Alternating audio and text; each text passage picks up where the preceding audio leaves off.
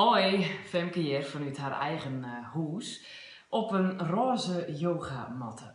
Ik zou namelijk juist Jonne het rennen, maar ik heb helemaal geen zin. En dat vond ik best wel zin van mezelf. Want ik ben nota heel gemotiveerd en ik vond het hartstikke leuk en dat gaat ik heel goed. Maar ik kon me er gewoon net te zetten. Op deze manier ben ik vaker ophouden met sporten. Dat ze misschien zelf ook wel herkennen. Op een gegeven moment als zij zien zelf van, nou, weet je wat, ik doe het morgen vol. En dan is het de volgende dag en dan is het eigenlijk nog geen zin. En dan doet het uiteindelijk ik net. Dan kreeg ik van de week een hele handige tip van een collega van mij. Jantine. Dankjewel Jantine. Die zei, zie je eens even Blogilates op. Blogilates, zo schreef het. Het is een Amerikaanse vrouw en zij houdt pilateslessen via Instagram en via een app op die telefoon of via Facebook.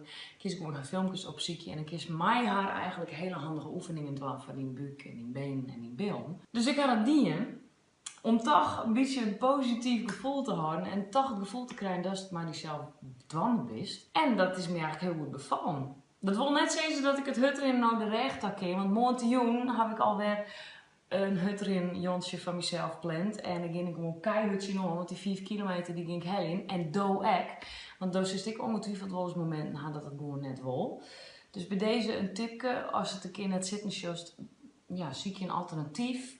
Of sla eens een keer een paar dagen een oer, maar let de moed net zakje, want het is gewoon leuk en de kist er gewoon. En na je weekend maar weer. Zet hem op!